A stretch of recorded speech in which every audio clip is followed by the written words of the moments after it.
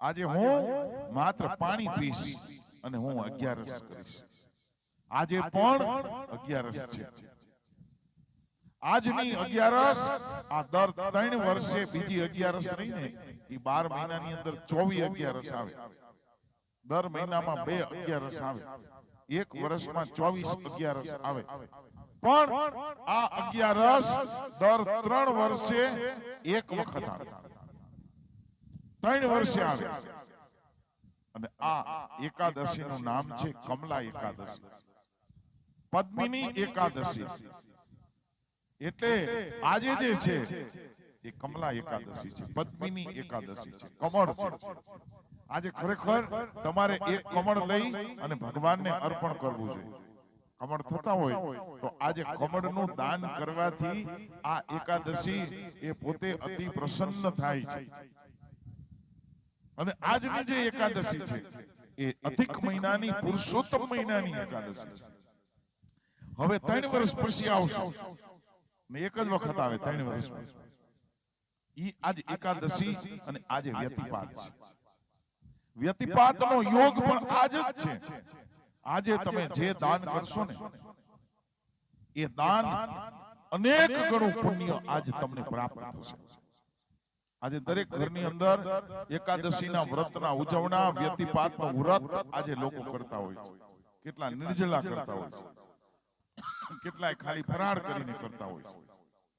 તો આજની જે એકાદશી છે અને આજની એકાદશીના દિવસે જે કોઈના ઘરે પુત્ર ન હોય અને એને પુત્ર પ્રાપ્તિ માટે જો કોઈ વ્રત કરવાનું હોય તો આજની કમલા એકાદશી, આજની પદ્મિની એકાદશીનું વ્રત કરે તો એના ઘરે પુત્રની પ્રાપ્તિ થાય એવા આશીર્વાદમાં અનસૂયાએ આપ્યા છે.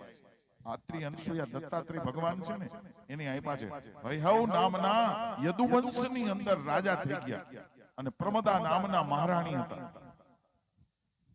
આ હયવ રાજા અને પ્રમદા રાણીને ત્યાં કોઈ દીકરો કે દીકરી નહોતા અને રાજાને સંતાન નહોતું. એટલે રાજા વનની અંદર ગયા. વનની અંદર એને બહુ જ તપસ્યા કરી, પણ તોય ભગવાન એને પ્રસન્ન થયા નહીં. એટલે એ બહુ જ નિરાશ થઈ ગયા. એને આવી પોતાની મહારાણીને વાત કરી. મહારાણીએ કહ્યું કે આપણે, હું અનસૂયા માં અને અત્રિ ભગવાન છે ને એને માનું છું અને મારે એમની સેવા પૂજા કરવી છે.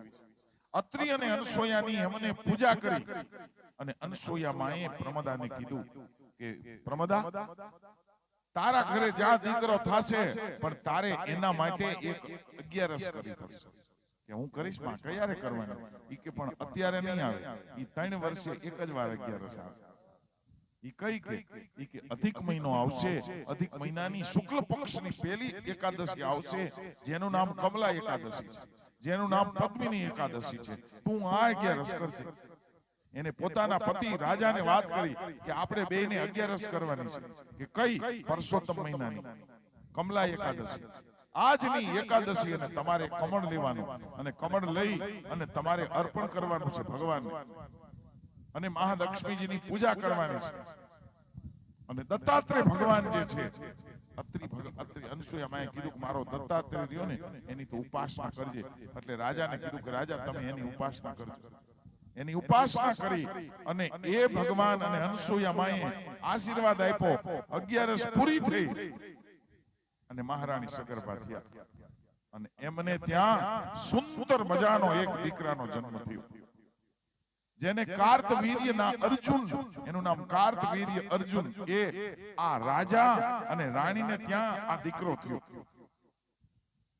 અને એને કીધું કે બેટા તારો જન્મ છે ને માં અનસૂયા અને અત્રિ મુનિ અને દત્તાત્રેય ભગવાનની કૃપાથી થયો છે.